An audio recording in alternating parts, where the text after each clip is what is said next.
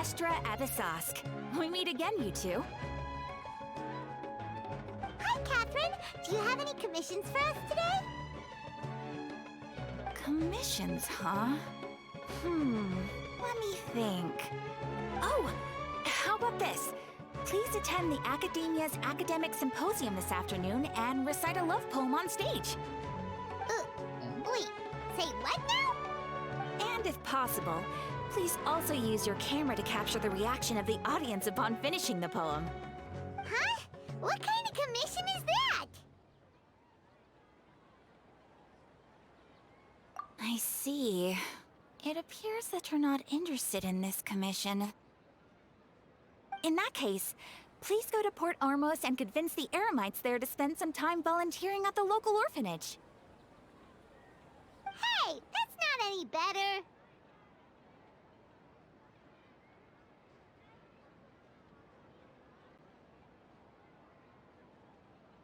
I'm sure the mercenaries will have some interesting reactions as well. Paimon's gotta ask. Just who exactly has been submitting these commissions to the Adventurers Guild? Oh, the commissioner? Well, actually, I just wanted to see the two of you in action.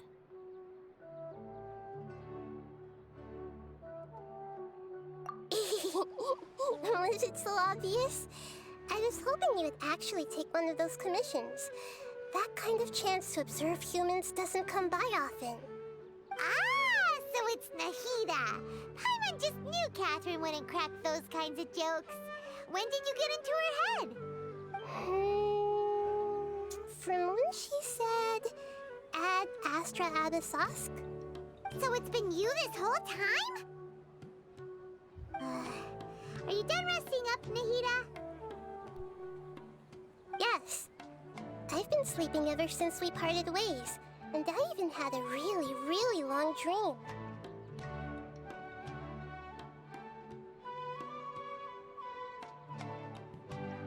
It was another dream about the Sumeru's festival, except it was a happy one. In my dream, I was sitting in the middle of a flower terrace, and everyone in Sumeru City was holding hands as they danced in circles around me. They danced round and round, and everyone looked really happy. I also got to sit on a gigantic flower carriage. Ferris, the Knight of Flowers, raised me really, really high above the ground, and I was throwing an endless amount of Yalda candies at the children. You know, Nahida, maybe your dream is how the Sumeru's festival really should be. It's meant to be a joyous time where everyone gets together to celebrate your birthday. Huh? Wasn't I describing a really happy dream? Why are you both looking at me like that? Wait, could this be an example of the emotion known as pity? No, we aren't pitying you. That would only make everything worse. We just don't want you to feel too sad.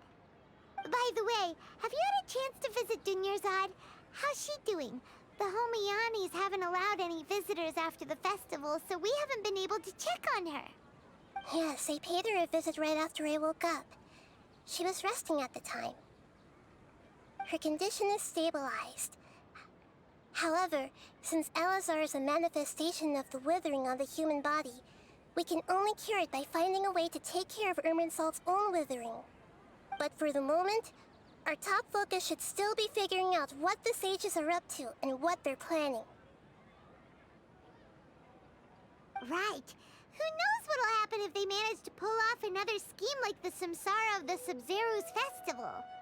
So our first priority should be investigating and putting a stop to the sages' activities. As for how we should pull that off, let's discuss it somewhere else. There are too many adventurers around here. Oh, good point. Sorry, adventurers.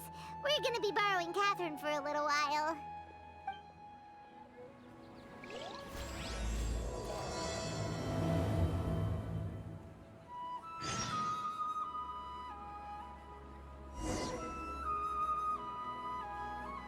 It's called being a freelancer. Old folks just don't get it. Don't you think my craftsmanship deserves a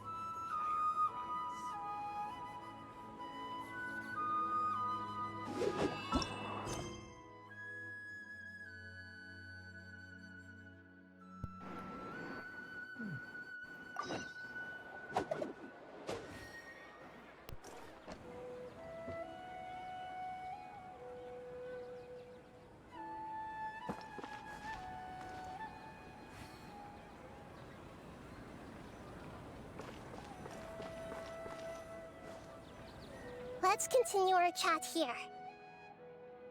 Okay, so do you have any ideas on how we can investigate the sages, Nahida? Actually, I've already done a little bit of work on that. But for now, I want to hear your thoughts.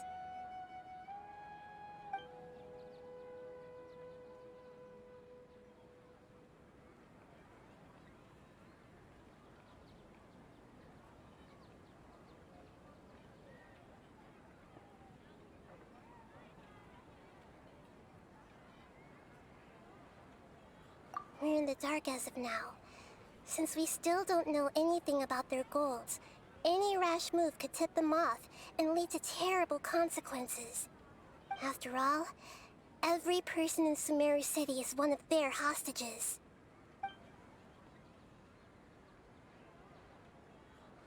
I've already tried that, but all the key members of the Academia, even the core of 30 guards, intentionally avoid wearing their Akasha terminals. It seems that from the very beginning, they've been guarding against info leaks from the Akasha. Of course, it could also be because they're wary of me. Have you already caught the sage's attention? I'm guessing not yet, but distrusting me would make perfect sense if they've ever paid attention to the urban legends about me. In any case, I probably can't take over their minds directly.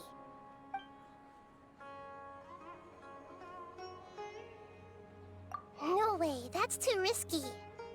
You mean it'd be too easy to get caught? No, it's not that. We shouldn't involve innocent students in this. A single mistake could completely ruin their lives.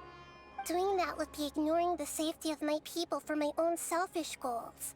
How is that any different from what the sages are doing? That's a good point.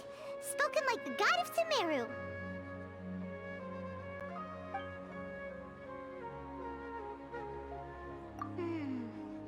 Are we really out of ideas?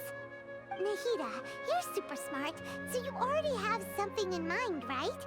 Don't keep us in suspense. Spill the beans already. According to a popular theory from the Vahumana Darshan of the Academia, rejecting impractical motions at the beginning of a planning session will give more weight to the actual proposal. Okay, but aren't you the god of wisdom? You don't have to use that kind of gimmick to make us take your ideas seriously. Well, I've been thinking that if I can't directly possess the leaders, and if I can't get ordinary people involved, then I should find someone who's already involved, but hasn't decided to side with the sages. You're saying we should recruit a spy? That does sound like it could work. Oh, before coming back, we met someone named Alhaitham. He seems like he acts alone, and he likes doing stuff behind the Academia's back. They probably aren't in cahoots. Actually, I already have someone in mind. Do you still remember that female scholar named Setaria? Setaria. Paimon remembers now. Isn't she the one who's always trailing behind the Grand Sage of the Academia?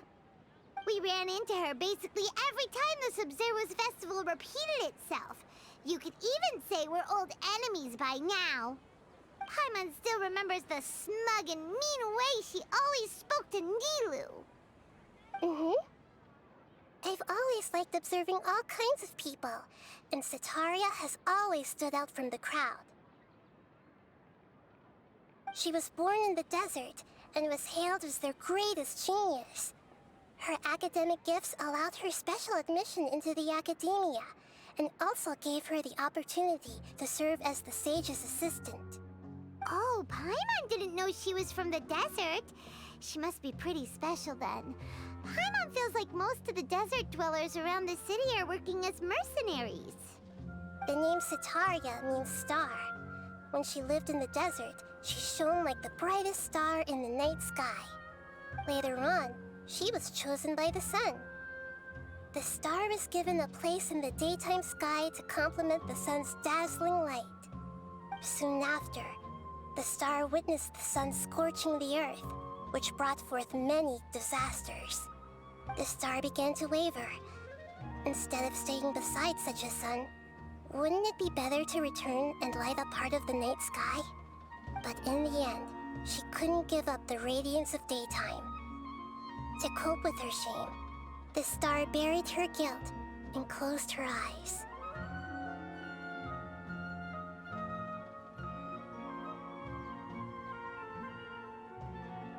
From the sound of it, Sataria's just hung up on the research opportunities here. But she doesn't really support the academia. She still feels guilty about not doing more for the desert, right? She's just running away from her problems. Indeed. When they are presented with complex moral issues, many people will simply plug their ears and go with the flow until the problem can't be fixed anymore. She's suppressing a lot of guilt, but before she realized it, she had already become the sage's accomplice. She can't deny her part in their schemes anymore.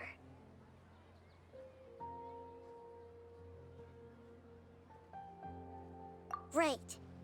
We must somehow make her face her problems again. That way, not only can we get useful intel from her, but she can also use it as an opportunity to redeem herself. From my past observations, Setaria will take a day off from the academia every 10 days to do some shopping in the city. Tomorrow afternoon just happens to be a shopping day for her. That'll be our chance. To prepare, let's go check out some of her favorite spots and have a quick chat with a few of the vendors there.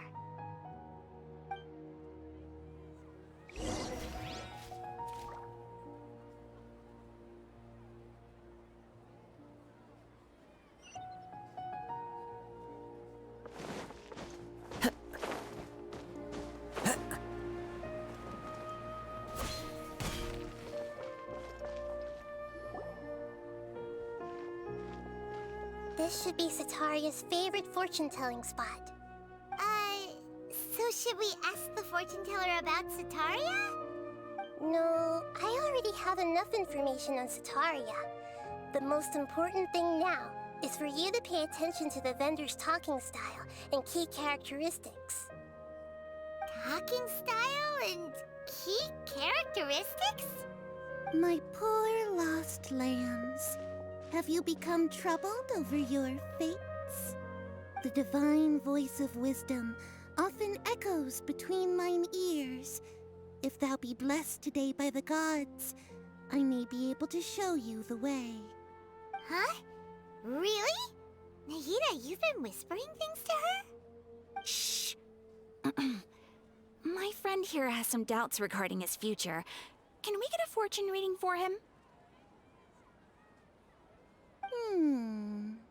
Of course, of course. In that case...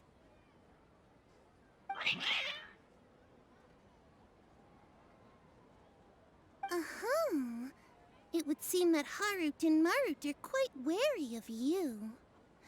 Perhaps, at some time in the past, you have somehow offended the gods.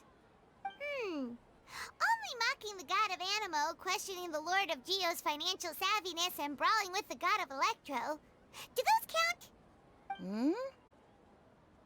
Oh, nothing. Go on, pick an aspect for her to divine.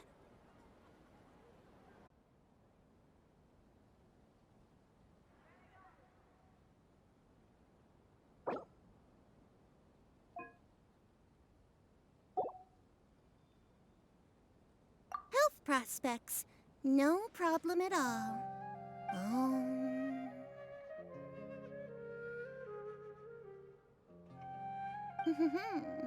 The gods have spoken. The truth shall be revealed. Your life shall continue on for... many tens of thousands of years?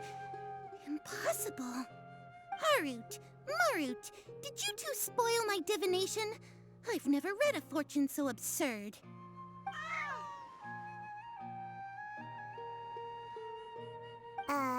Actually, Paimon thinks this is probably the most accurate fortune-telling you've ever done.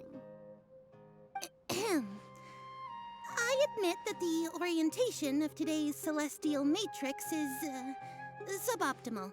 As such, there will be no charge. Is that so? Well, that can't be helped. If you were to bring some food offerings for Heart and Mart on your next visit, perhaps they could help you reverse the wheels of fate.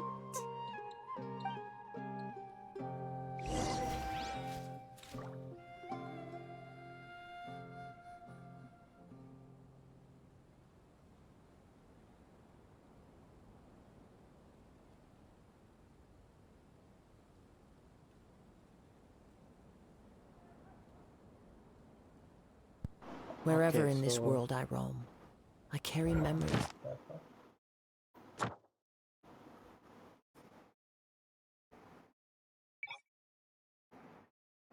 of my home. This blade. It is the last link I have to the land of my birth.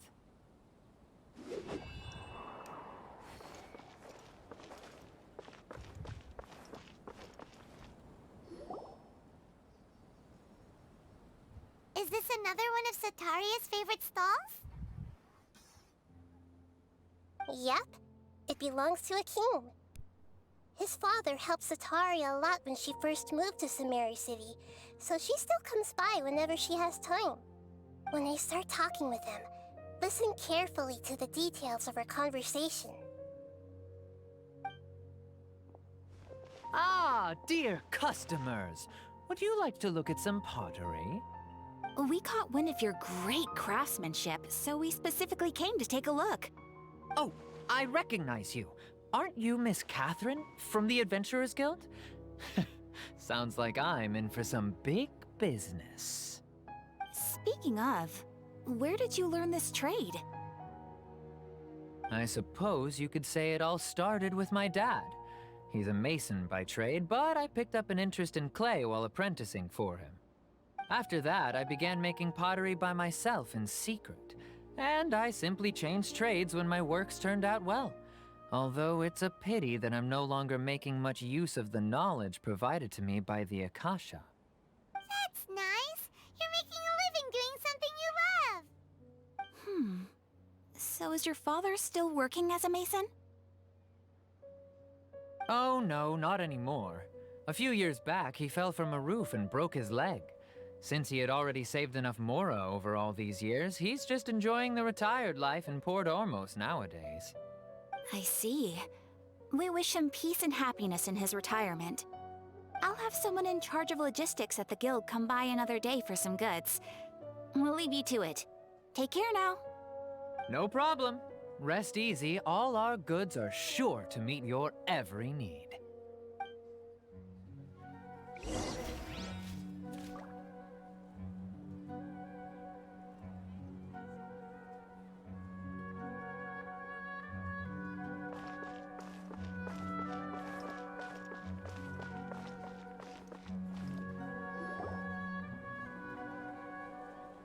This should be our final stop. Sataria's always thinking of this restaurant when she's working at the academia, so she always comes by whenever she's out in the city. Nahida, you've really thought of everything. It's my duty to protect Sumeru's citizens, after all. Hi there. I feel like I've seen you down by the docks before. Huh? Sorry, I don't quite remember. If I recall, you were having a discussion with someone about shipbuilding at the time. Ah, that's right! I've always been really interested in feats of marine engineering. After all, I grew up in Liyue Harbor and spent my entire childhood staring at the ships going in and out of the port. I came to Sumeru to study, but failed to make it into the academia due to my lack of talent. But I'm still discussing all kinds of problems with different scholars, and I'm continuing to study and perform research from the restaurant's basement. I'm sure I'll get into the academia after their next round of exams. What an admirable spirit for learning. Amazing. Sure, but you'll find hardworking people wherever you go. So this restaurant has a basement as well? Huh. First I've heard of it. That's right. It's not usually open to patrons. Most of the time, employees use it for breaks or to hold private events. I see. Guess that makes sense. Well, good luck with your studies, Miss Chishan. Thank you so much. As long as I can make it into the academia as an official student, I'll be happy.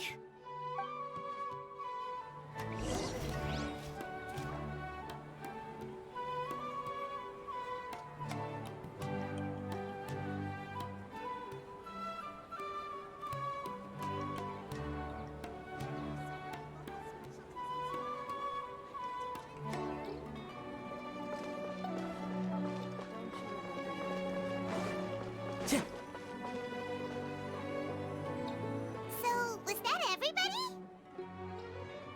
Mm-hmm. 3 familiar faces should be enough for Sataria. What's the point of all the information we've collected? Nahida, you still haven't told us how you're planning to make Sataria face her problems.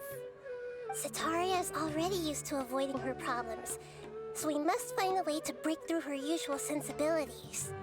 I remember that you mentioned that the Eremites in Port Ormos are all making a fuss about the upcoming resurrection of the Scarlet King. Although it's all just a boatload of nonsense, the fate of her homeland may turn out to be Sataria's soft spot. Oh, Paimon gets it now! You want to take advantage of the guilt Sataria feels about her homeland. Although she knows she should return home to help the people of the desert, all she's done is conspire with the sages.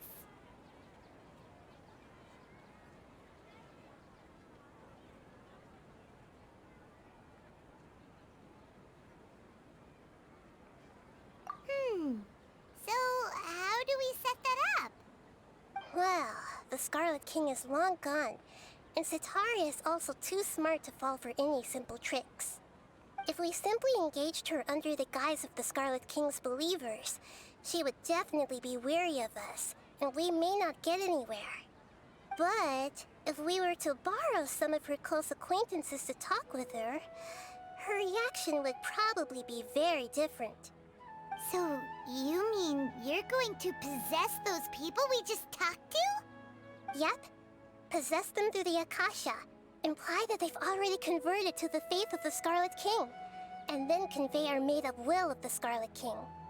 As long as everything goes smoothly, we'll get through to Sataria for sure. She'll never guess that we had anything to do with it. Ah, so that's how you're going to use all the info we collected on these people. It's so that you won't slip up and break form. Possessing them will only work if you can manage to pass off as them. Exactly.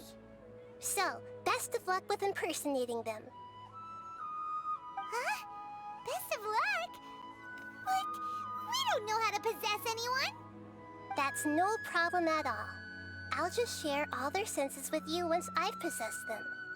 As long as you're also wearing an Akasha terminal, the effect will basically be as if you've possessed them yourself. Huh. That is pretty convenient. But why does he have to do this? Can't you do it yourself? Although I've been observing humans for a while, I've never been good at imitating them. You're not wrong. It's always been painfully obvious whenever you try to pass as Catherine.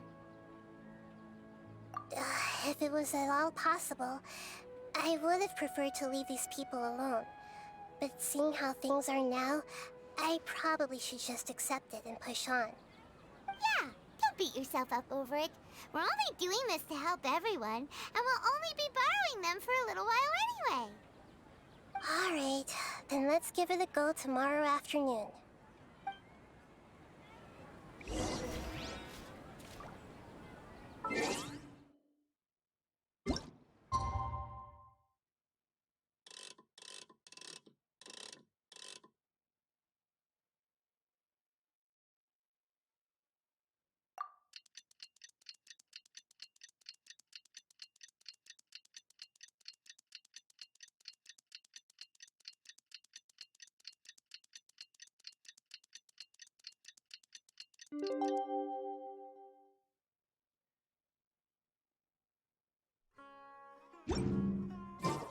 There are leaves around, and I know just the tune to accompany them, if you wish to hear it. Don't you think my craftsmanship deserves a higher prize?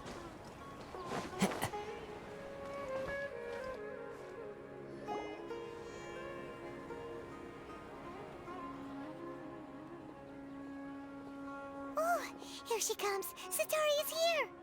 Let's quietly follow her.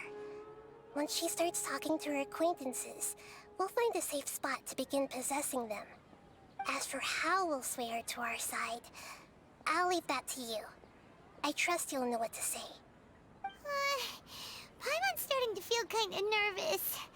Okay, let's go. Looks like they've already started talking. Let's find a hiding spot and get started.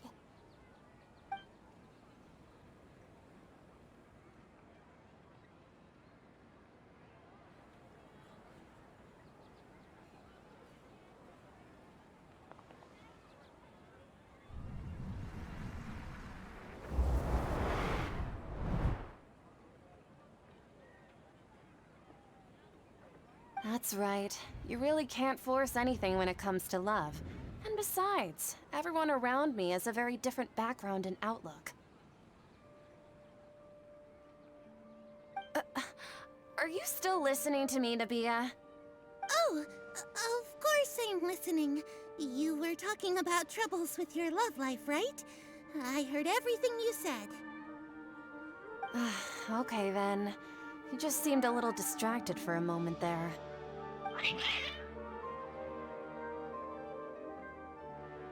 Strange. Your cats seem pretty worked up. Is something wrong? I always thought they were quiet, happy kitties. Oh, what are their names again?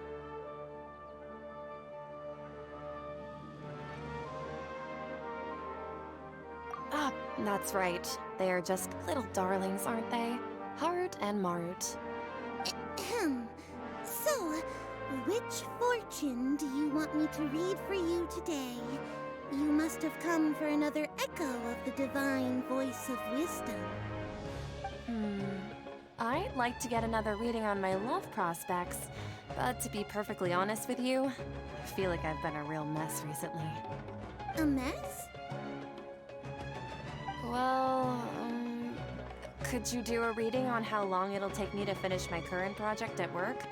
I really just want to get it over with. I hear you.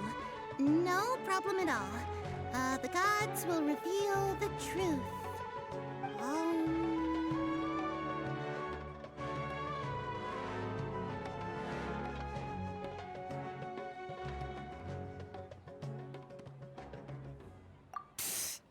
Sorry, your new laugh is just so hilarious. I couldn't help it. Oh, please pay no mind to those kinds of details. The gods are asking, Sitaria, why haven't you gone home? Why haven't I gone home? Do the gods really know everything I've been thinking about? Sitaria, why don't you just go home? It's a demand now instead of a question. The gods seem to be truly upset. I'm sorry. I know I failed the gods. Please pass on my most sincere apologies and ask for their divine forgiveness. And if I may ask, Nabia, is there a specific god who's speaking to you right now?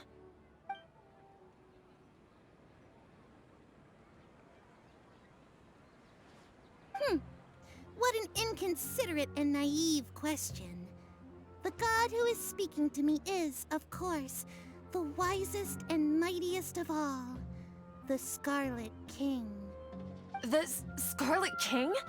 No wonder he would make such a demand of me. Oh, wait a second. The Scarlet King passed away a long time ago.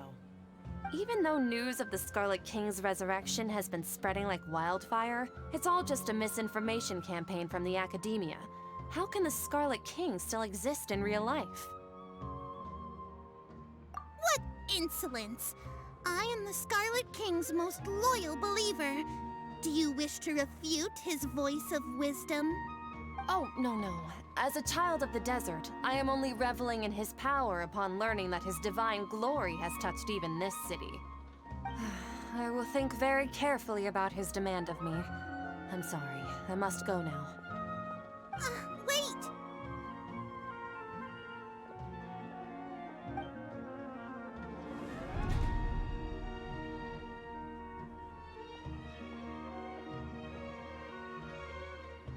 Whoa!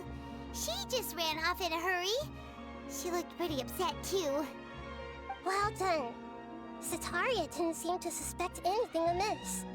To have something she's been trying desperately to avoid show up out of nowhere and berate her, that must have shaken her to the core. Aw, Nahida, it seems like you understand human emotions really well after all. All I know are some abstract Harava-taught theories. And in any case, my time with you has shown a lot of them to be utterly useless. I'm still trying to make sense of everything. Anyway, enough of that. Let's hurry and catch up to Sataria. He's out of Keem's now, right on cue. Let's get ready to possess him right away!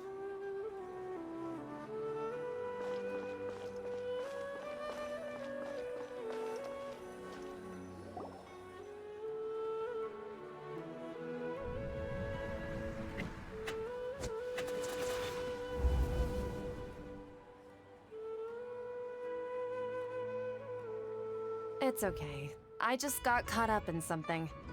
Oh, actually, didn't you ask me to help you look for work? What kind of work were you looking for again? Oh, right. Your old man's craft. How could I forget? Speaking of, how's he doing? Is he feeling any better? Oh, that's good to hear. I have been thinking a lot about him. If I could get some more time off, I'd love to pay him a visit. Actually, while we're talking about him, is he still living in Port Ormos? Yeah, he's been retired there for a while. If you could find the time, please write him a letter. Please pass on that recently, faith in the Scarlet King has taken root in Port Ormos and has begun to spread across Sumeru. He has a quick temper and has always been a devout follower of the Dendro Archon. I don't want him to get into a fight with those Scarlet King believers because of a difference in beliefs. Oh? So, who are you siding with in all of this? The Academia or the Scarlet King? I'm so jealous of you. You were born a child of the desert. Yet you chose to betray the Scarlet King, and now you spend all your time with those crooks from the Academia. Akeem, you don't mean you've also become a believer of the Scarlet King? What's so strange about becoming a believer of the wise Scarlet King? In fact, aren't you the strange one? The one who still can't pick a side? Can't pick a side? Me? Whoa! Paimon had no idea you'd be so good at this!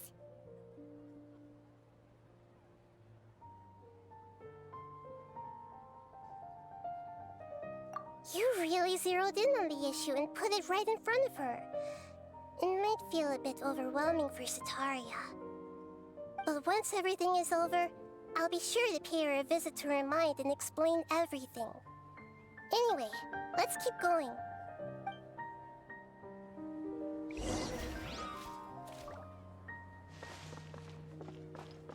Come on! Sataria's already started talking with Shishan!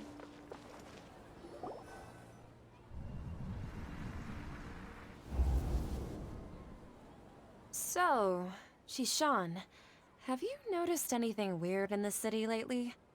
Like, as if someone was trying to preach to you about something?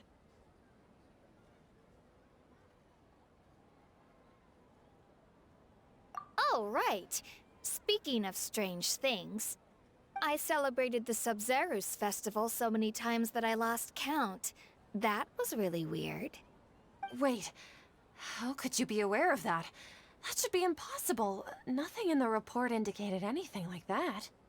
Are you still failing to realize that the Academia's lowly tricks could never deceive all of Sumeru's citizens?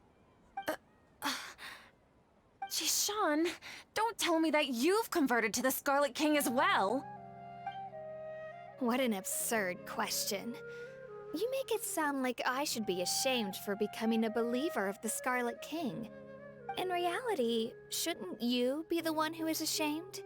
You, who works side by side with the Academia and treated people as nothing more than experimental subjects?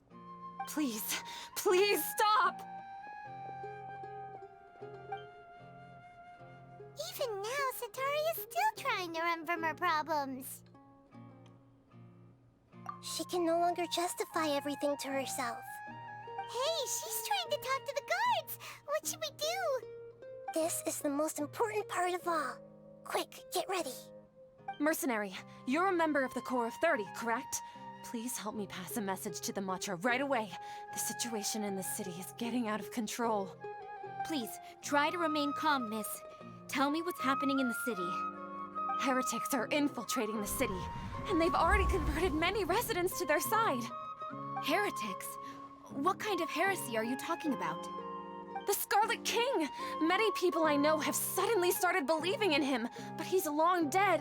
It's impossible. Miss Sataria, nothing is impossible. You know my name? The Scarlet King is immortal, and all who defy him will one day pay the... You must face the truth, Sataria.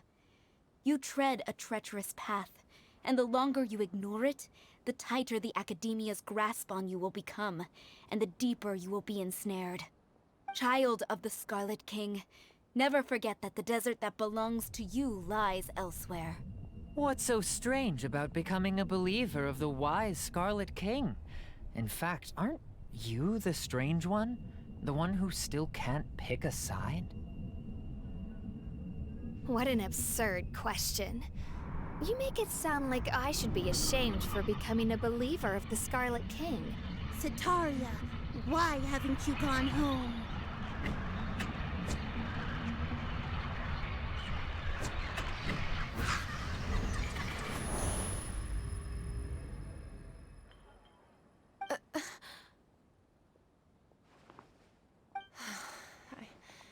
It seems that no matter where I run, I only keep finding more believers of the Scarlet King. I have to say, this is a familiar feeling. I've also been running from my guilt this whole time. Guilt over my part in the Sage's plans, and from ignoring the letters from the children of my homeland. But no matter how much I may try to ignore or get rid of it, my guilt always comes back.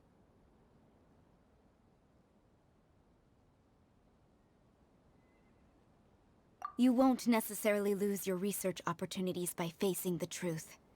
Besides, did you really want to conduct your research while carrying such heavy feelings of guilt? How do you know me so well? Are you truly just a believer of the Scarlet King? Or are you the god himself? That's not important. The important thing is to pass judgment on the Academia and its sages, and to correct their mistakes. If you could provide some assistance in this matter, perhaps it could serve as a form of atonement. I've actually never believed in the gods, but I've always believed in serendipity.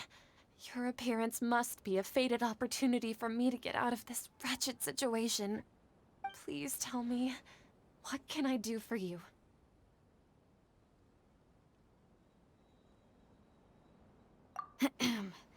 How much do you know about the Sage's current activities? I was just one of the designers for the massed dream harvest scheme, which is what happened around the Sumeru's festival. But I know very little about the full scope of the overall project. I'd assume that only staff with the highest clearance would have access to those confidential documents. I've just been working to meet the Grand Sage's specified requirements. However, there's something that's been really bothering me. I heard that a scholar who was previously expelled has returned to the city, and even the sages are still quite wary of him.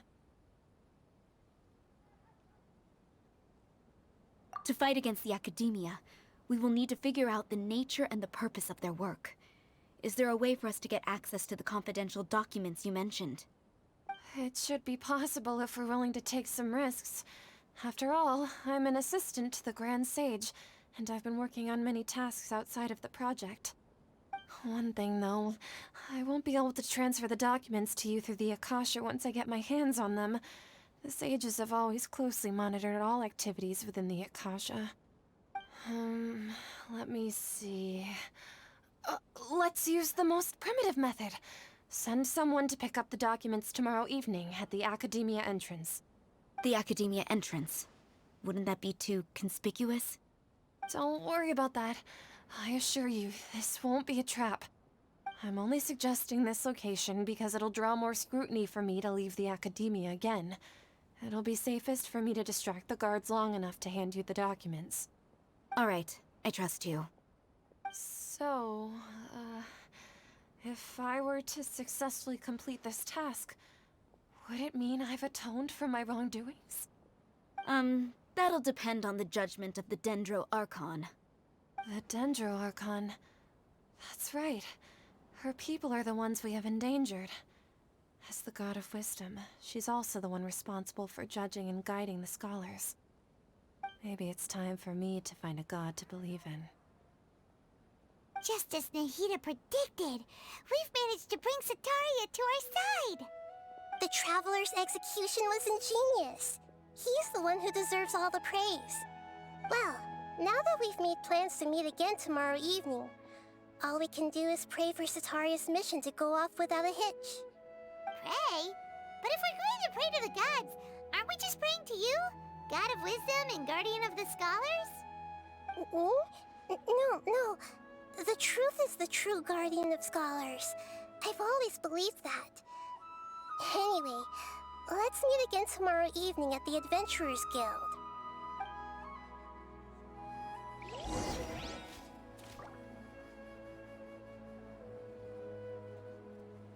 Tomorrow evening, eh? Okay.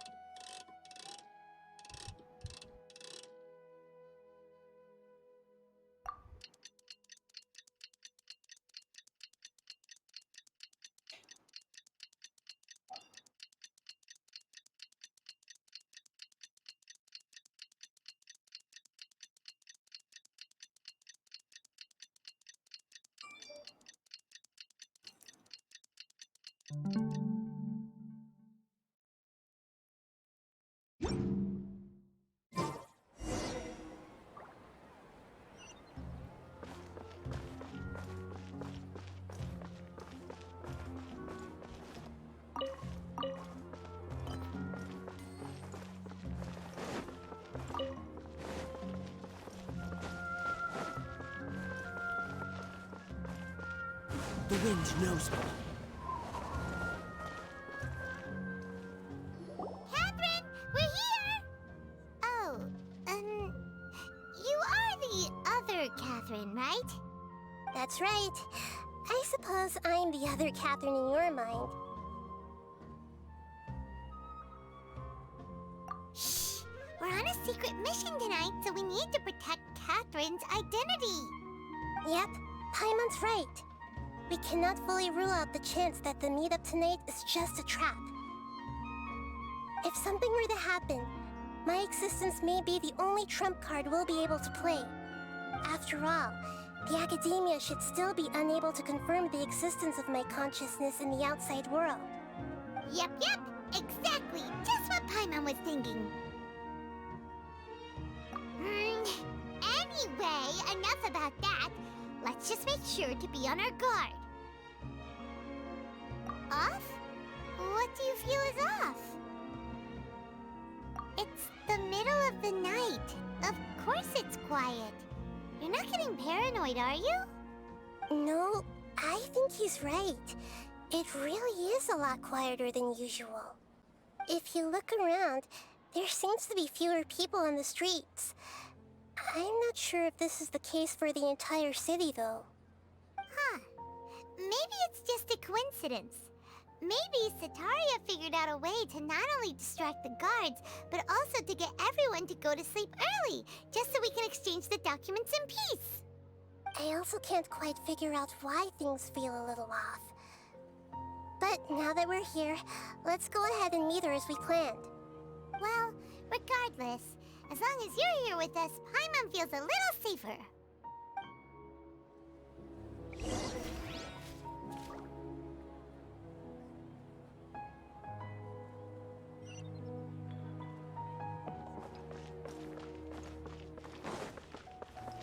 Huh. There really aren't many people out right now. Let's hope it'll be this quiet in front of the Academia, and that Sataria managed to distract all the guards.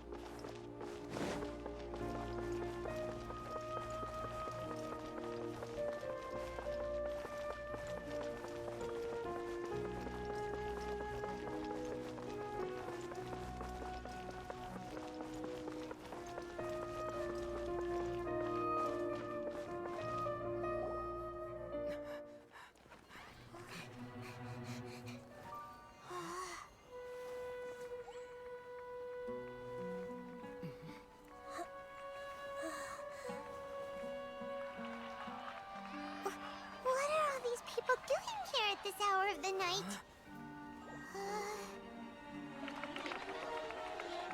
Ah, the triumphant hero returns at last.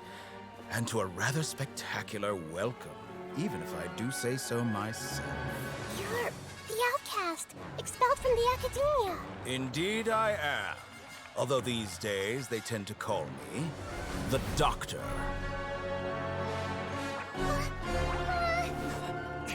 If you're looking for your researcher friend, she has already been taken into confinement. With some basic caution, she could have discovered the listening device on her person. Clearly, she lacks the degree of rigor expected of a true scholar.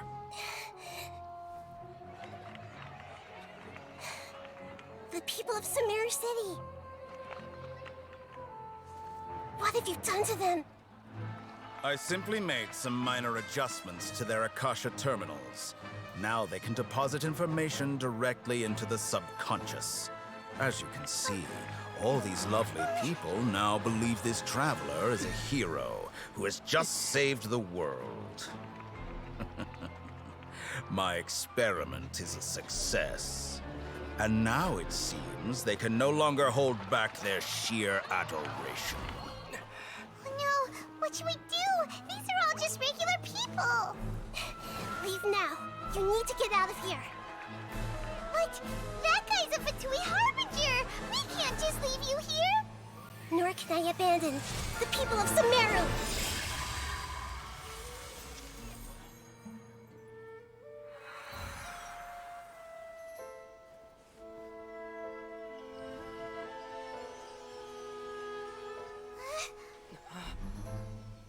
Don't worry.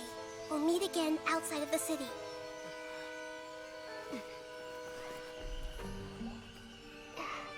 I see. You appear to have overridden their mental faculties with your own consciousness. To possess such a powerful mind, you must be the god of wisdom.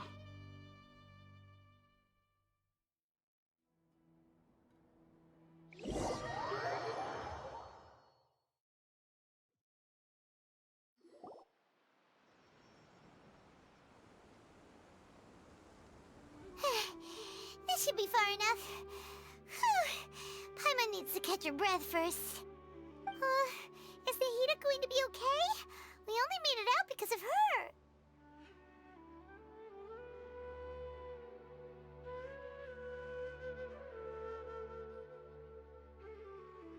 Paimon wasn't counting on running into a new Harbinger here, let alone such a high-ranking one. That guy was number 2. So scary. calls himself the Doctor. Remember, Tainari told us about him. Sataria did say that someone who once got expelled from the Academia came back recently. And that even the sages are wary of him. Yep, sounds like she must have been talking about the Doctor. Yeah, now that the Doctor's in the picture, we're no longer just dealing with the Academia. They're in cahoots with the Fatui. But what are the Fatui after this time? Another Gnosis? Yeah, things would be a lot easier with Nahida's help. Nahida said we'll meet again outside of the city. But we can't just keep waiting around, right?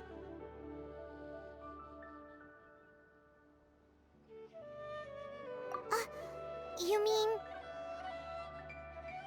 Oh, right! Wasn't he invited by the sages to work on some project when we were staying with him in the Vidia Forest? That has to be the same project! Even though he turned it down at the time, he might still know something. There's no time to lose. Let's go to Gandharvaville.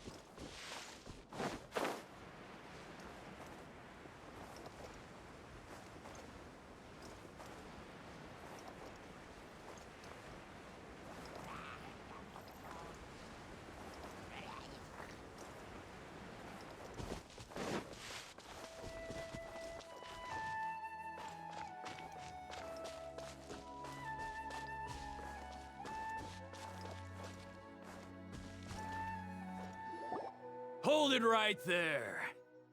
A blonde-haired traveler and a floating fairy.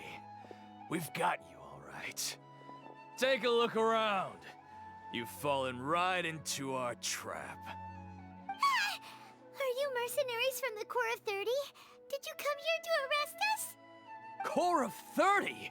We're nothing like those government lapdogs who don't even get scraps for their work. We are an elite brigade that commands the highest commission rate in all of Sumeru. We're here on the orders of a client known only as the Outcast. The Outcast? An outcast from the Academia? But why wouldn't the Doctor just send the Fatui after us?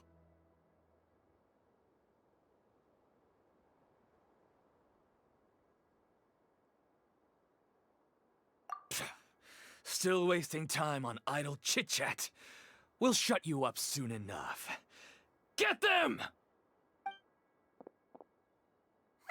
You're up, Traveler! Following orders. New dance. By royal decree. Wheel of Life.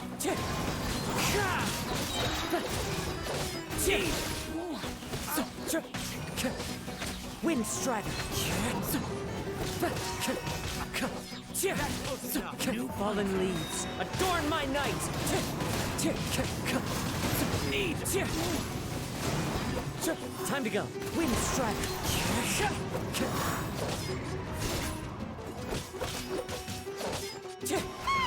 It isn't over yet! Here comes reinforcements!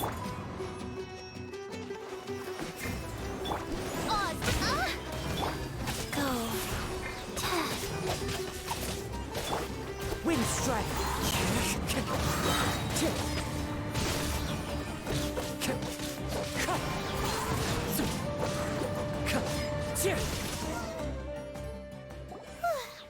That was pretty rough. Is that what elite mercenaries are like? Yeah, looks like we'll have to keep our guards up. But this doctor guy seems like a pretty tough opponent. He knew exactly where to set up an ambush. Did he predict that we would try to find Tainari? Going up against smart people is tough. Anyway, let's keep going.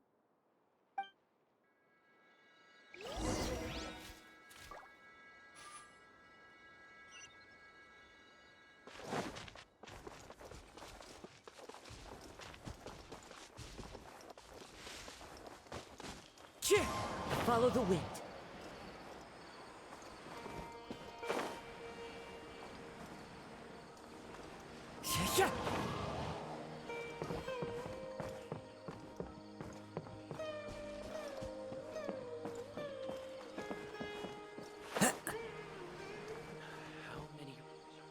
Oh, it's the Traveler and Paimon.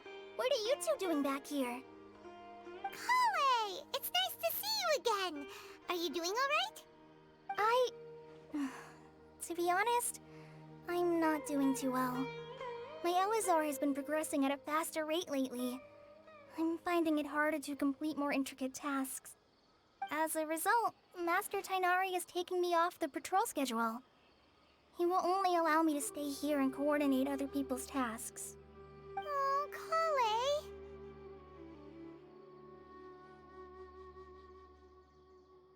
Speaking of Tainari, did he go off on patrol? We're here to talk to him. Oh, Master Tainari? He just left the Avidia Forest a little while ago. He was headed to Party's DI. He left? What? Isn't Tainari always saying that he never wants to leave the Avidia Forest? He even turned down the Sage's invitation. I thought it was weird too. Master Tainari always prioritizes his work as a forest watcher above everything. He almost never leaves his post. He left in a hurry this time, though. No, I only found out that he left through a message he left behind. He also made sure to delegate all his tasks using a schedule. To leave in such a hurry? I'd guess he had something urgent to take care of. Master Tainari originally studied in the Immorta Darshan of the Academia, and Partis DI is something like the Immorta's research base. Many rare shrubs and grasses have been planted there for research. I know that before he became a forest watcher, Master Tainari once spent a long time conducting research at Partis DI. A research base, huh? Gotta wonder what kind of research Tainari just decided to work on all of a sudden. Oh, we don't have a lot of time, so let's go look for him at Party's DI.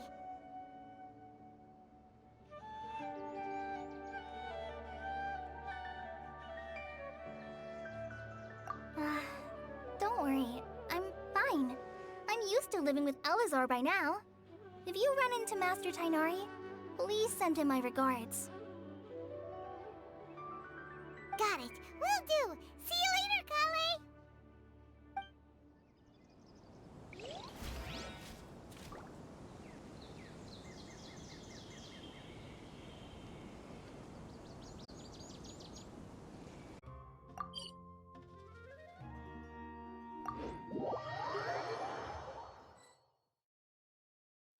Wherever in this world I roam, I carry memories of my home. This blade, it is the last link I have to the land of... Wait! Look who it is! Thank goodness you're okay. We were so worried about you. Hey! This was supposed to be a touching reunion, but you're ruining the moment! Actually, it's very smart of the Traveler to be wary of me right now. After all, the Doctor has shown that his technology can apparently even control human minds. Plus, it's not like you could have known what happened after we split up and I was facing the Doctor by myself.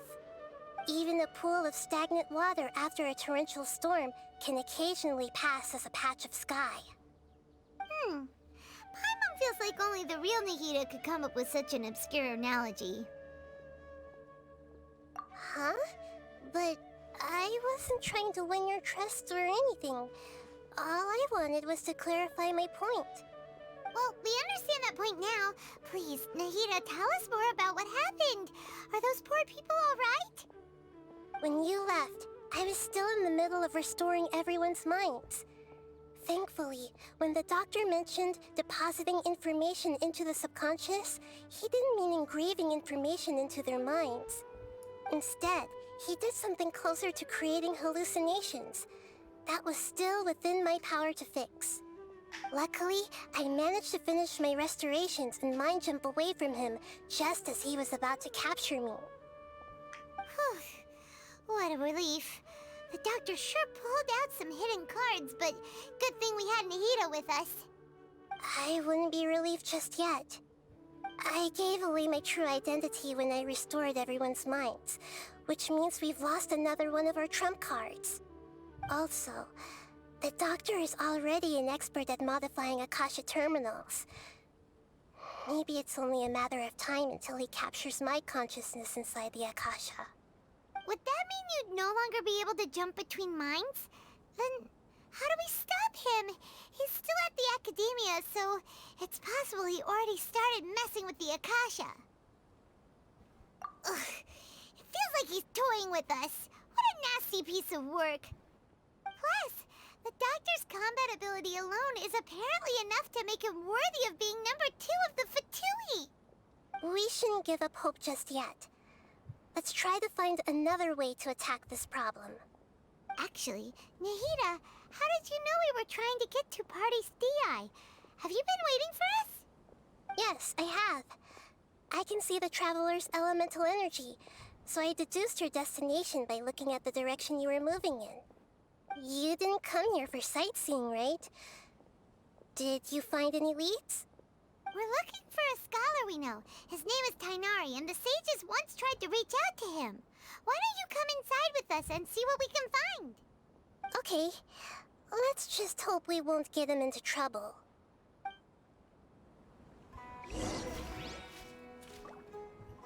Oh, he loves trouble.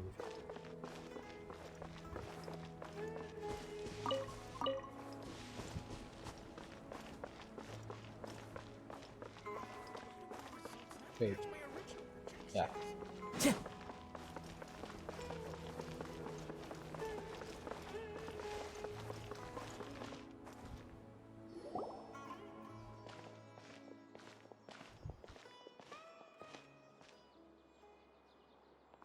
Traveler?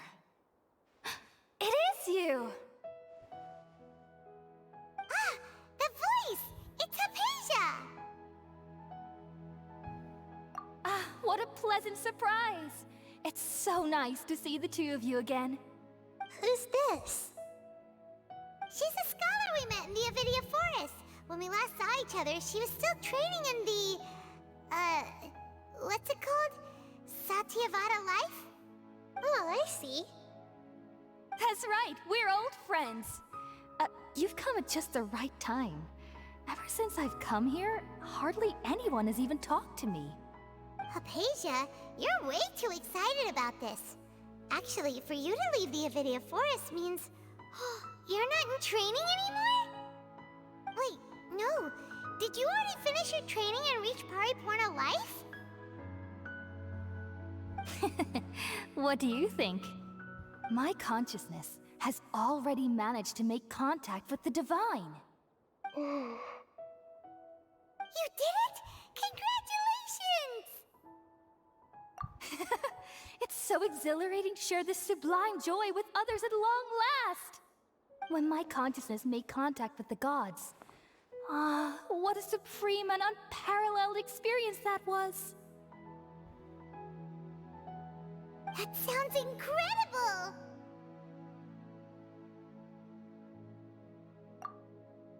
Oh, all right. Actually, please wait. I haven't forgotten my promise to you. Remember? I promised to help you understand what you saw from Irminsul once I gained deeper insights. My current self has not only gained true insight, but I can even help you establish a direct connection to the consciousness of the divine. You can do that? I've never heard of anything like that, but if you want to give it a try, I'll do my best to protect your consciousness during the process. Hold on. I brought some spirit borneal with me. This is still a crucial part of the ceremony.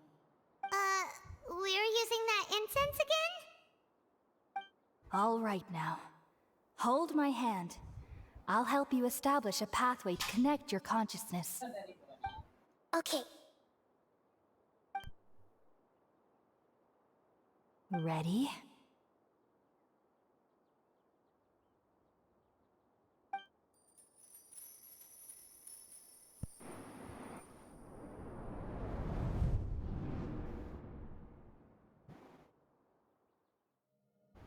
It took 3 betrayals for me to finally understand. The world is just an elaborate tapestry of lies.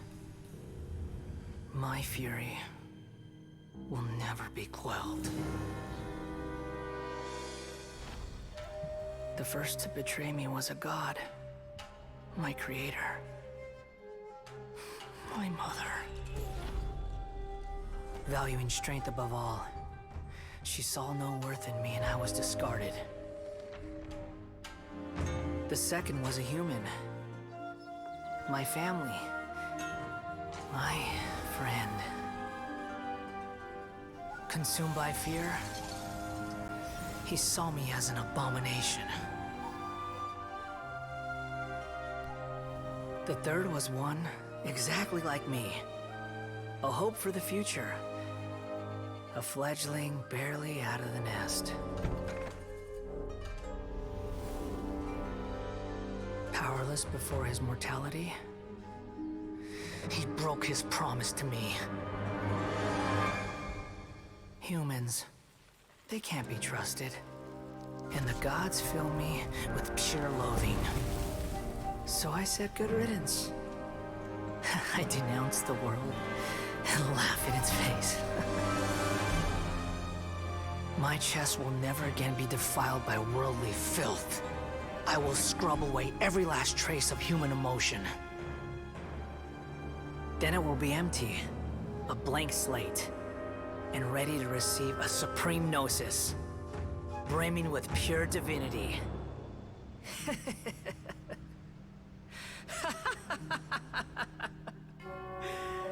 There is no need to fear. The pain will be brief. Your era is coming to an end.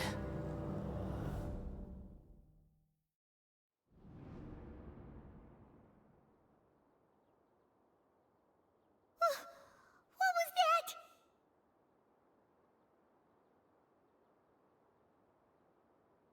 Did we actually just see the Balladier's memories? Everything matches what we know about him. But how is he connected to the divine consciousness that Hypatia was talking about? You saw it, right? You felt it, right? Such a majestic god! Such a noble will! Such sublime emotion! Alas, shame. If only that which beats within my chest wasn't a filthy mortal heart. Oh, great and merciful God, please grant me forgiveness and salvation. Do you understand now? I'm afraid this is no Peripurna life, but rather... Ah! You! Why are you so mean to me? Why is everyone hiding from me? I found divine wisdom. Shouldn't I receive praise and honor?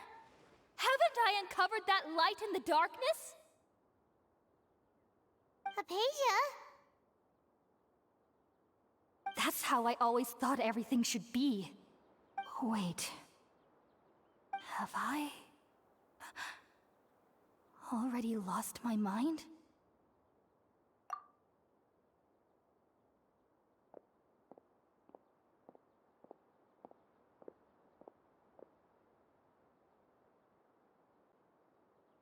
Wait, something isn't right.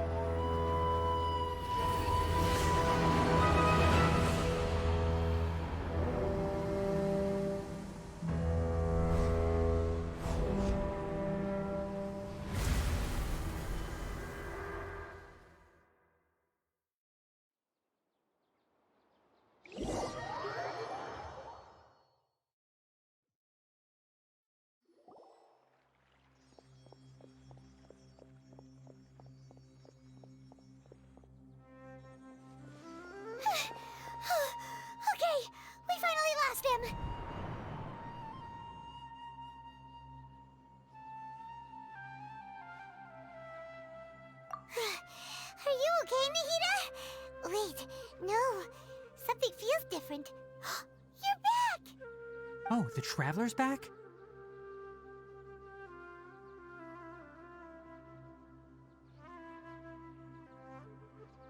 Nahida was controlling your body for a while. It seemed like she jumped over to you as an emergency measure right before the cavern puppet was destroyed. After that, Tainari heard the commotion and came over.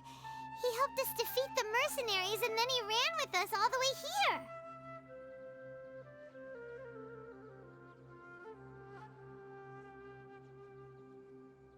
What? You swapped places? You mean your consciousness also went into Nahida's body? Wait, then where is Nahida's consciousness? Where is she now?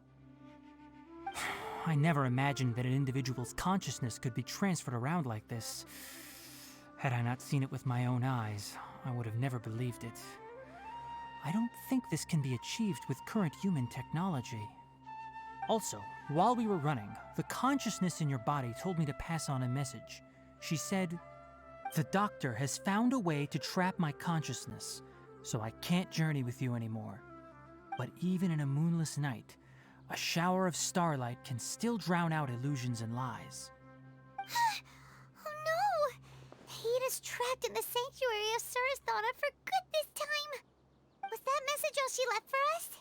It's pretty vague. Oh, that makes sense. Since the doctor captured her, she won't be able to say anything without him knowing. She's being extra careful. Even in a moonless night, a shower of starlight can still drown out illusions and lies. Huh.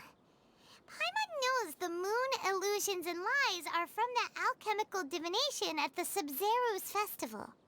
Didn't Nahida use a starlight analogy before? It had something to do with Sataria.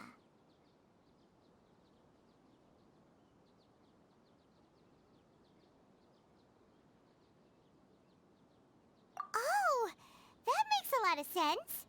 Huh. Do you think Nahida was telling us to go find help in the desert? But she isn't with us anymore. Think we'll be okay? Paimon, you said Sanctuary of Surasthana. Does this mean that this Nahida you're talking about, the consciousness who is occupying the Traveler's body, is the Dendro Archon? Your guess is correct, but the situation's a bit complicated, so it's really hard for us to explain right now. That's all right. A scholar's curiosity doesn't need to be appeased right away. As for the complicated nature of the situation, safe to say I have witnessed that for myself. I've spent some time with you, and it looks like the Dendro Archon's also on your side, so I trust you. Thank you, Tainari. Oh, actually, we came here to ask you a question. What do you know about the project that the sages have been working on? Ah, that. While I was indeed invited to join that project, the sages were always secretive about its scope and goals, so I eventually declined. All I know is that that project has something to do with the restoration of Irminsul.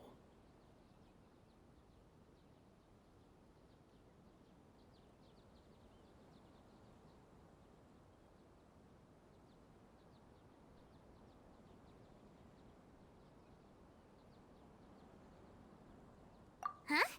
Did you see something when you were in Nahida's body? What? Do you have any evidence?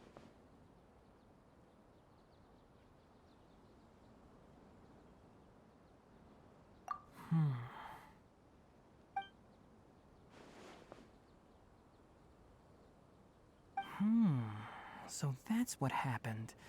That explains why Hypatia's symptoms were different from those of the other scholars who went mad. It's because she made contact with the consciousness of a new god who is still in the process of being born. Tainari, did you leave the Avidia Forest because of Hypatia? I did. I noticed Hypatia's mental anomalies, but since her symptoms were rather atypical, I secretly took her to Pardis Dii and began searching for a way to return her to her normal self. If I didn't take action, Hypatia would have already been taken by the Matra to the desert. doomed to a life of exile at Aru Village. Now that you mention it, I knew the Academia has never thought particularly highly of Lesser Lord Kusanali, but I still didn't expect them to do something as arrogant as creating a new god. Looks like I made the right decision by not accepting their invitation. The Doctor and the Balladeer. We have 2 Fatui Harbingers in Sumeru. Sounds like we're in for a bad time. From your description, I don't think they've completed their project. There may still be room for us to intervene. But then, what is the connection between creating a new god and restoring Irminsul? Yeah, it feels like we're still nowhere close to figuring out the Sage's goals. Right, we've pretty much gone over everything we need to know, so we should head out. How about you, Tighnari? What are you going to do? I'll stay here for now. I still want to try a few more things to help Hypatia. If you're planning to go into the desert, start by heading for Caravan Rabat. That'll be your fastest route. Come find me here if there's anything else I can do to help. May the spirit of wisdom go with you. Thanks, Tighnari. Hopefully Hypatia will feel better soon. We're off then.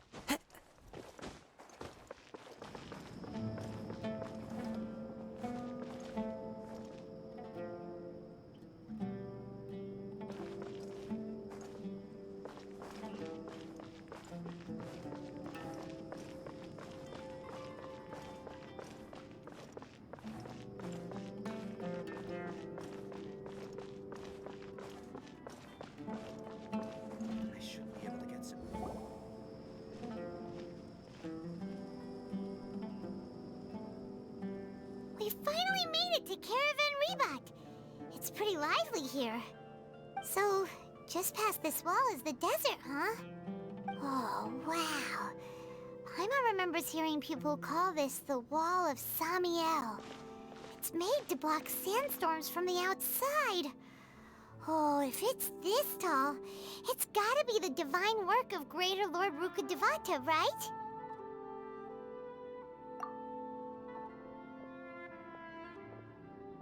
Enough gawking. Come on, follow me. Huh? Over here. Oh, Hatham went that way! Let's hurry up and follow him. Wonder what he's up to.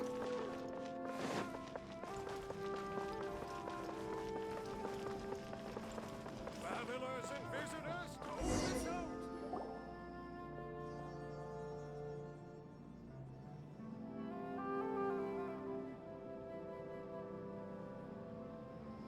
What the... Where did he go? How did we lose him? They were just here a second ago.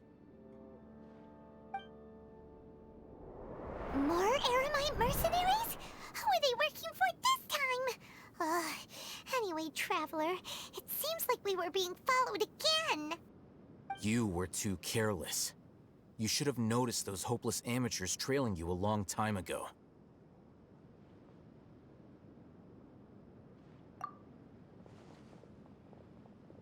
There's no need to thank me. I've never cared to keep track of personal favors. All I did was correct a mistake I happened to come across. It's a habit I developed at the Academia. You really gave Paimon a scare, Al-Hatham. We never thought we'd run into you here. Last time we met at Port Ormos, didn't you say you were going back to the Academia? Wait, Don't tell Paimon that you're here to take us back on their orders! Oh, so you've already landed yourselves on the Academia's hit list. I can't say that I didn't expect it. However, had I wished to turn you over to the Academia, don't you think you'd already be the Eremites' honored guests by now? Oh, right. You do have a point. I have no interest in running errands for that project. As a scholar, I've always belonged to the camp that promotes researcher autonomy. And these days, you're more fascinating than anything the sages can offer. Not quite. To tell you the truth, I'm still investigating the Divine Knowledge Capsule. Unfortunately, I've run into some difficulties. Everyone says the capsule originated in the desert and was eventually moved to Port Ormos. If I am to get to the bottom of this, I must understand how the capsule first came to be. Which brings me back to you, and why you're so interesting. The leader of Ainul Ahmar used the Divine Knowledge Capsule right in front of you, and upon seeing him, your expression became perplexed, and you were lost in thought for quite some time. To have that kind of reaction, I think you must have realized something. Are you interested at all in sharing what you've been hiding from me?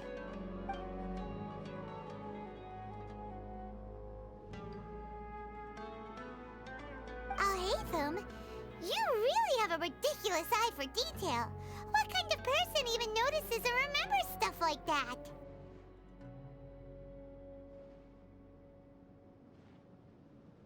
So that's your answer. Well, I do work for the Academia after all.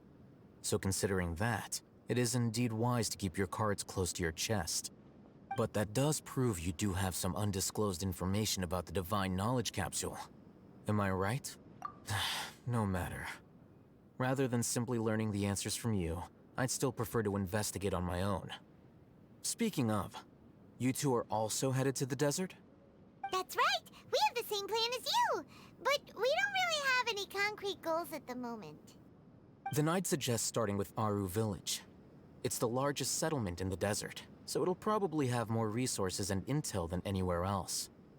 Well, would you like to head there together? It's always better to travel with someone you know. Let's go!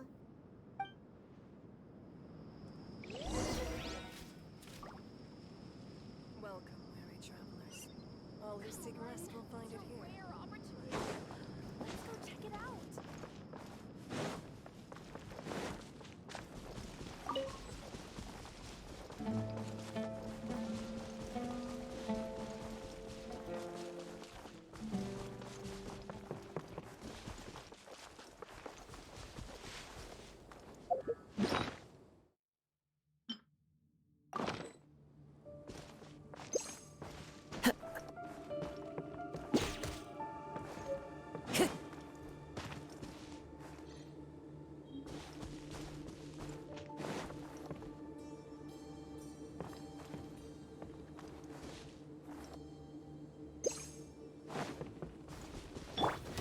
Let the show be.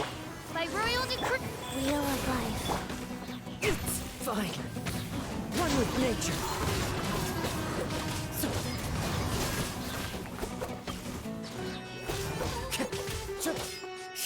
Wind strike.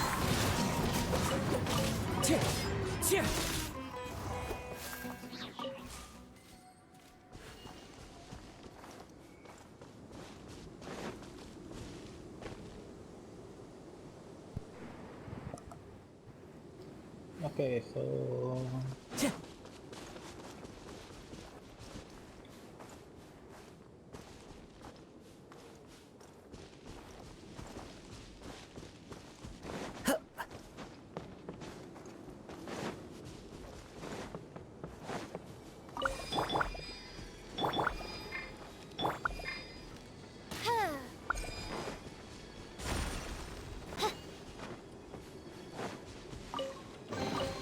Destiny has brought me hither. excuse me.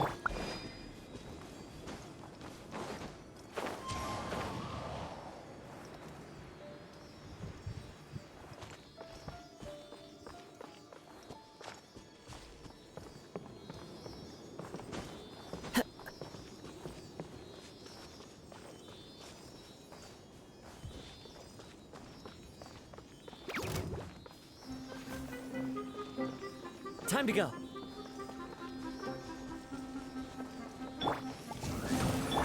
Guys.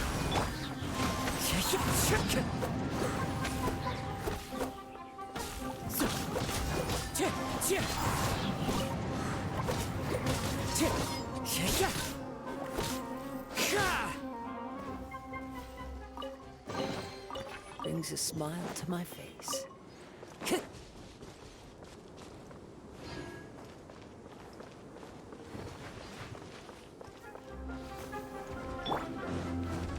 Law of the jungle.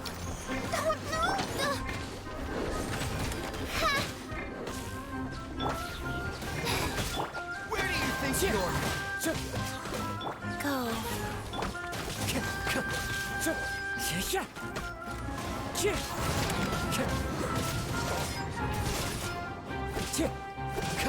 Wind strike.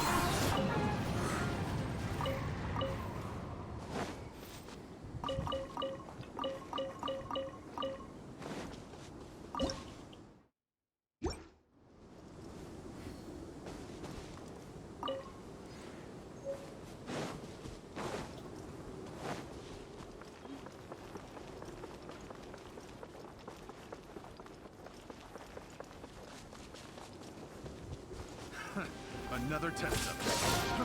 Fry! Let's dance.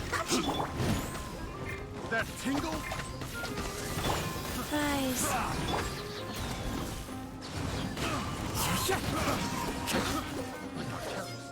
Hunter becomes the hunter.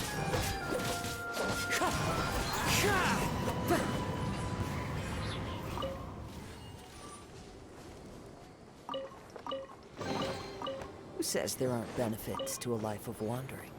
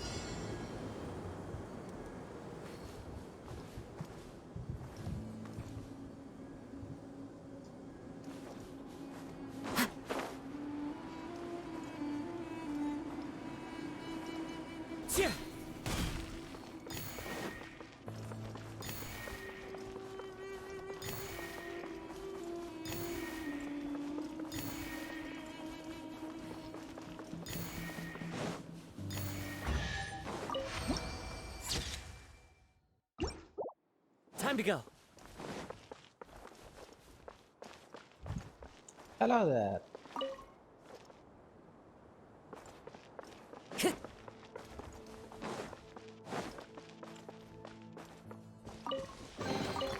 A fateful offering.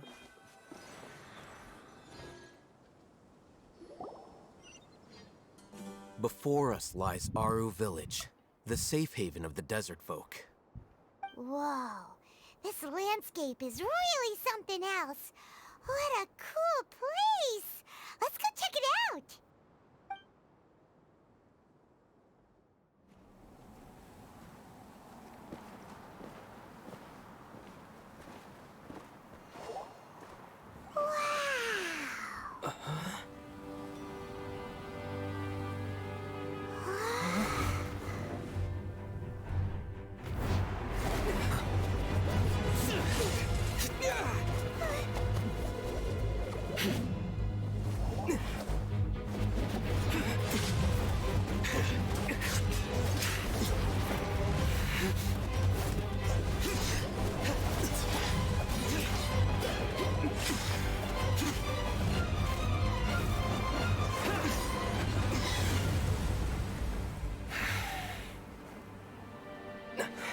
Sino.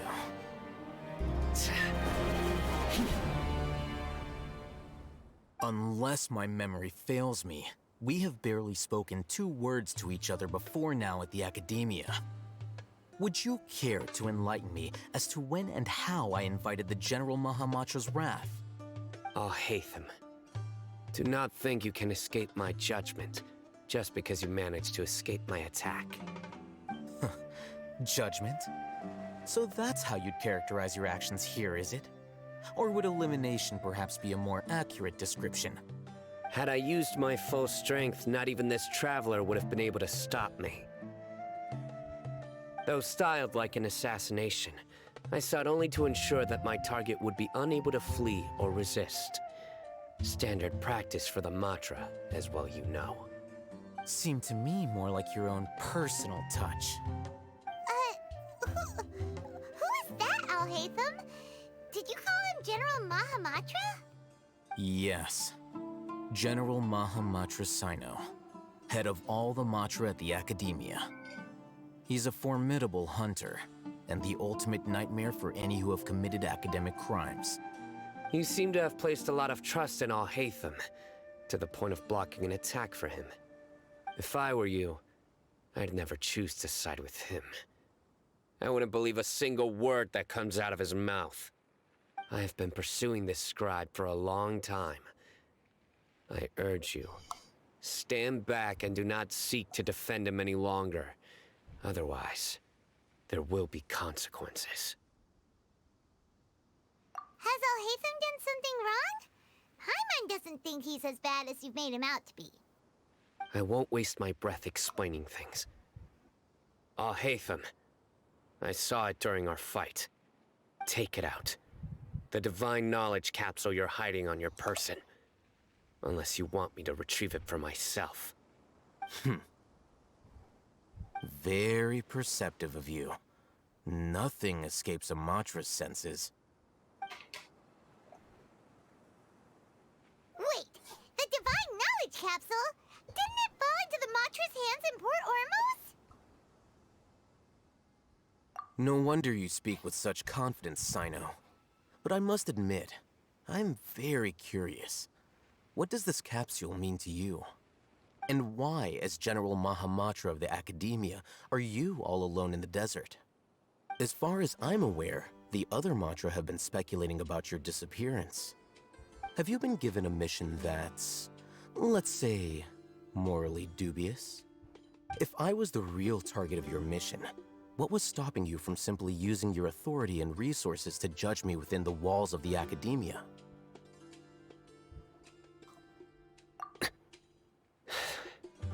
I should have known you'd be difficult to deal with. You two? Ugh! What you would do, Traveler? Paimon feels like we can't trust either of them. Ahem. Well, look at you two, acting all tough and self-righteous over there. Wait, Dia?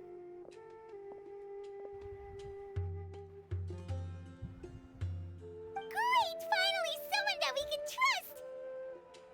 You gotta help us out here, otherwise these two are gonna start fighting again! Yeah, sure looks that way. 2 giants from the Academia duking it out once and for all. Not something you get to see every day, that's for sure. Listen, I know you academic types love to fill up your big brains with self-righteous morality and lord your empty rules and virtues over each other. But how dare you bring your petty disputes into the safe haven of Aru Village? It seems like someone's gonna have to beat some sense into your thick skulls until you finally learn to respect these grounds.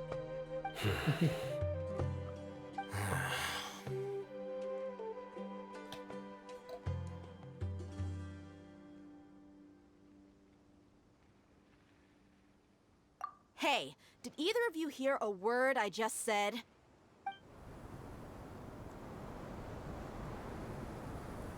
Whoa, what's going on? The wind's so strong! Is this a sandstorm? Paimon's gonna get blown away! Another sandstorm? What's up with these recently? Hey! All of you, over here, quickly! We have to take cover! Someone's calling for us! Oh, this wind is too strong! Let's get over there! That sounded like Candace. Come on, you two. Jeez, are all of you Academia folks such hard work? Move it! All right, stop yelling.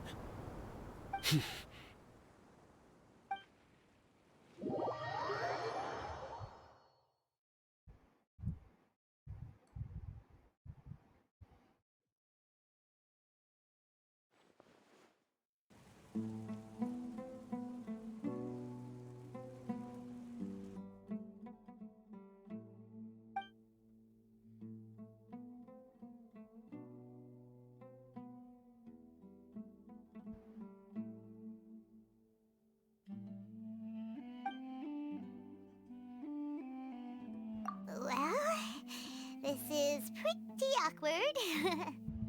Hey, wanna play sardines with 3 people who wanna tear each other limb from limb?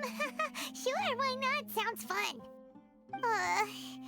The air is so thick and heavy. Paimon can hardly keep floating anymore. My sincere apologies, everyone. This is the home of our village chief. I will have to ask you to make do with this small room until the sandstorm dies down. Please, let me introduce myself. I am Candace, protector of Aru Village. Our savior has come at last! Nice to meet you, Candace. The name's Paimon. Thank you so much for helping us. There's no need to thank me. It's only right to help each other when the weather gets rough. Wow, she's so gentle and caring, like a nice older sister. Unlike those guys over there. All right. Now that we're all better acquainted, we should return to the topic at hand. As a guardian charged with the responsibility to protect my fellow villagers from harm, I was observing your conflict from afar, even before the sandstorm started. And now that you have set foot within our village itself, it is all the more my responsibility to make absolutely sure that you pose no threat whatsoever to us. So please, have an honest and sincere conversation with one another, and put your hostile feelings to rest. If anyone dares to start anything again while they are under this roof, I will not hesitate to send them out for some quality time with the creatures of the sandstorm. Oh, on second thought, Paimon may have misjudged Candace's character. And that goes for you too, Miss Dia. Do I make myself clear? All right, we got it, Candace.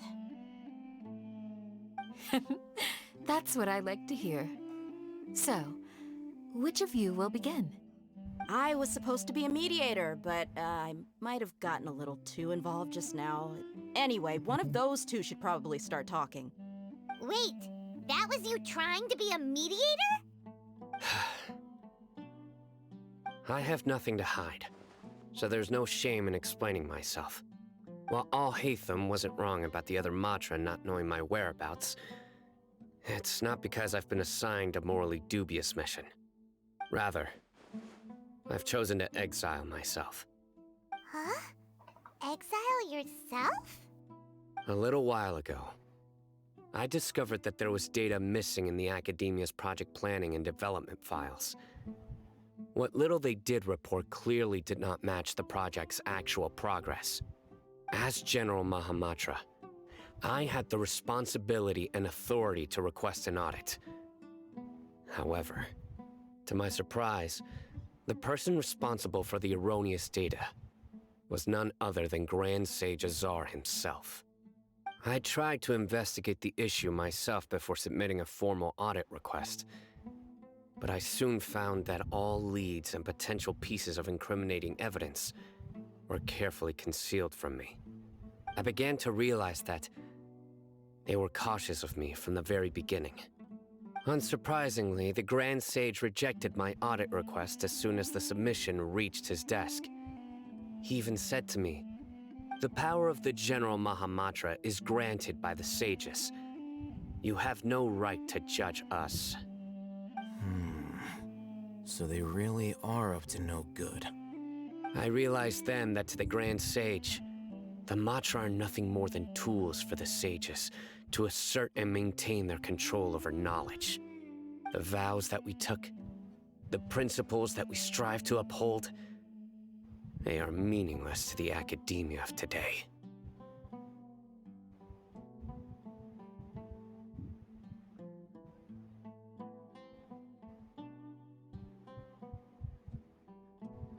I believed it would be wise to flee the academia before the sages had a chance to take action against me. This way, they can no longer see nor predict my actions. I will never give up on this investigation. There's no need for someone else to give me power or authority. Once I find the truth, I will administer judgment by my own name. Sino seems to have the same goal as us. We're all investigating the sages. Plus, now that he's no longer the General Mahamatra, he somehow feels a lot less scary.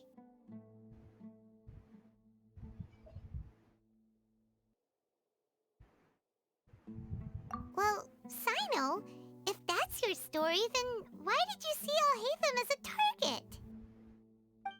When I was investigating the matter in the academia, I overheard a conversation between Alhaitham and a sage. The sages asked you to investigate a blonde-haired traveler. Do you dispute this, Alhaitham? What? Like many parts of the project, this assignment was undocumented. Now throw in your suspicious behavior with the Divine Knowledge capsule, and I think we deserve an explanation.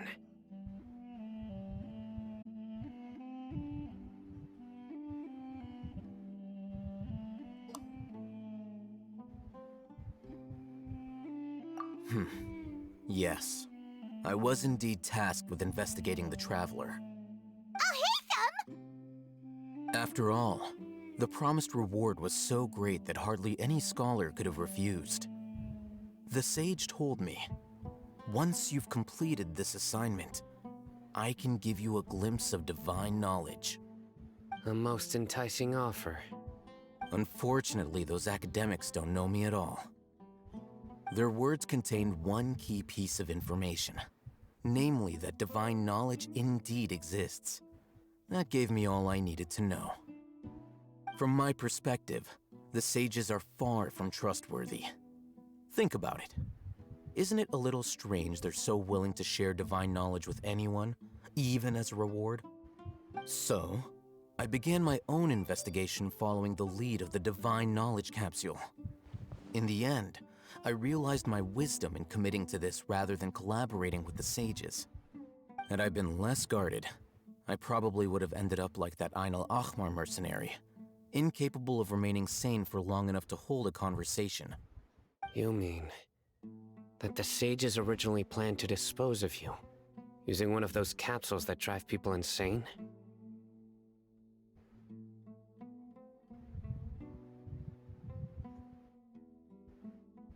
I'd already given up on the assignment by then.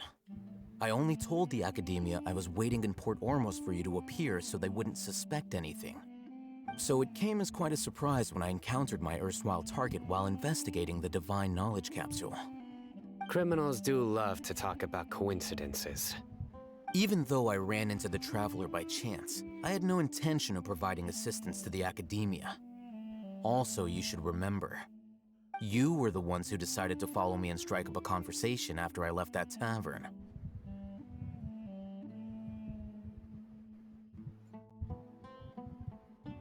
That's true. Alhaitham helped us out at Caravan Rebat as well. Maybe he's telling the truth. I'm willing to apologize, if that's worth anything to you. I took the Divine Knowledge capsule behind your back because I judged its existence to be a significant risk. I felt that it would be best for no one to interact with it before it had been properly studied. After all, curiosity often proves to be the most dangerous thing in this land. You should be well aware, Scribe Alhaitham, that curiosity can also lead you to danger and suspicion. Answer me this. Did the sages share any information about their project with you? Have I not made myself clear? You and I are both distrusted by the Academia. Do you really think they would tell me anything? Fine. Although you haven't completely proven your innocence, I won't regard you as an enemy, for now. As you wish. Good. I'm glad to see you two clearing up your misunderstandings. And now you, Dia. I believe it's your turn. Oh, sorry. Whatever the boys were talking about must have been so boring that I spaced out. My situation is pretty straightforward. My employer, Dunyarzad of the Homayani family, is friends with the Traveler and is currently recovering from her illness at home. I had nothing going on, so I decided to return to Aru Village for a visit. I was actually looking forward to a pretty exciting time getting back together with everyone here. But then I saw these two random guys in the middle of a pointless argument. It ticked me off, and things went downhill from there. Is that all? Well, I will admit that definitely sounds like your style. In that case, welcome back, dear. That's more like it. I missed you all so much, Candace.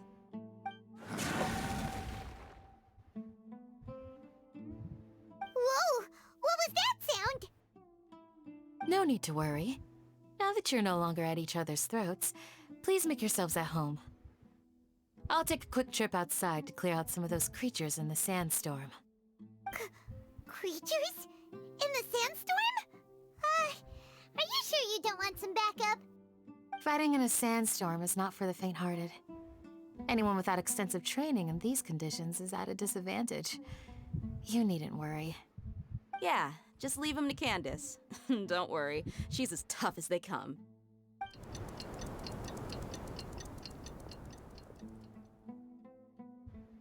The winds died down. That means the sandstorm's over, right? Candace still isn't back yet, though. Is she alright? Maybe we should go out and check on her. When you put it that way, even I'm starting to feel a little worried. All right, let's go. We've been here long enough, and the boys are as chatty as the floor.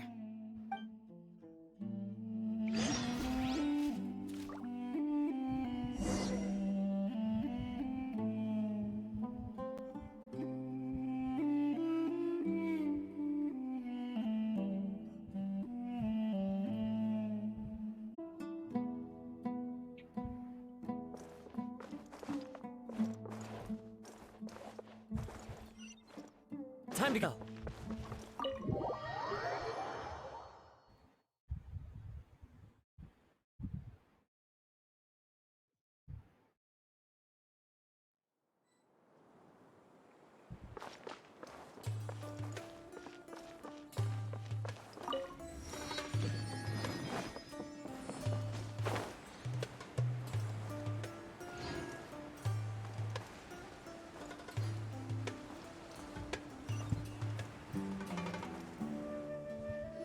Whoa!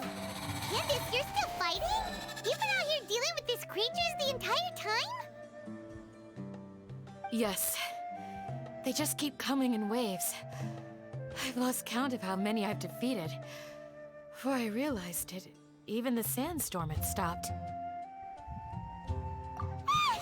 Here comes another wave! Leave this round to us. I got interrupted earlier, but now I have something to take my anger out on. It's been quite a while since I've seen the Flame Mane in action. I'll leave these to you then. I'll be sure to put on a good show. Let's go!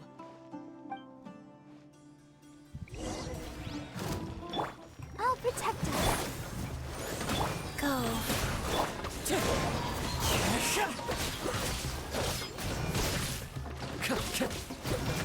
Wind strike. Here comes another wave! When are they ever gonna let up?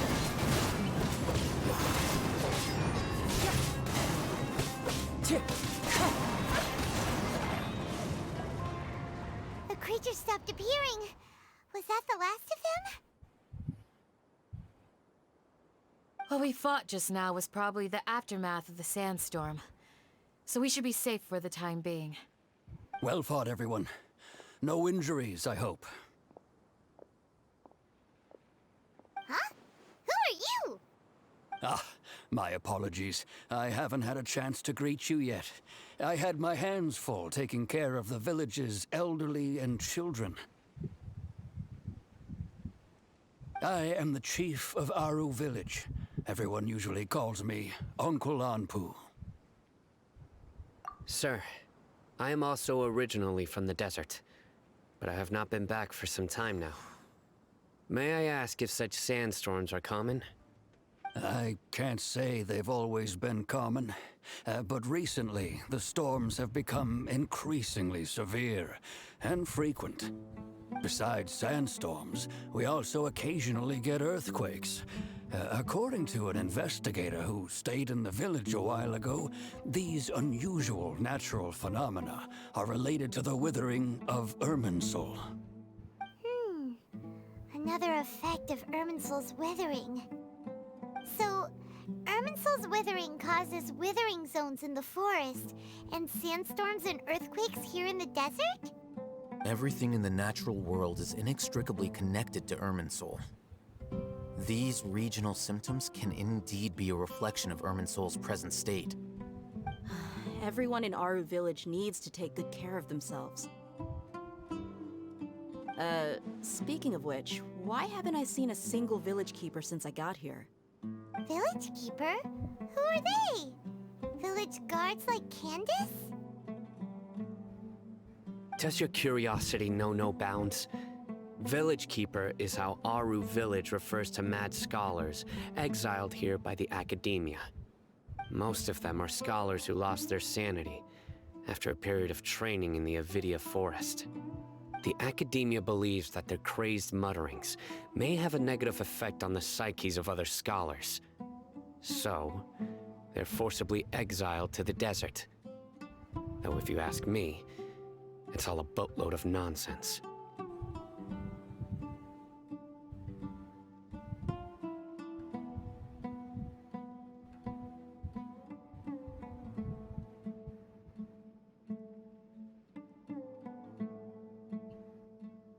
Alas, that's exactly what we've been trying to investigate. One by one, the village keepers have been mysteriously disappearing without a trace. But no one in the village has ever seen them leave. If you're planning to stay around the village for the next few days, I'd appreciate it if you could keep an eye out for them. I've had encounters with those people in the past. I'll see what I can do to help. The Matra are the ones responsible for their exile. Now that you're no longer with them, are you trying to alleviate your guilt and atone for your past sins? I'm fascinated by how you think. Mock me if you will, but if you are guilty, I will eliminate you, regardless of my position or identity. Oh, you're the former General Mahamatra. You must be an expert in these kinds of investigations. Thank you for your help.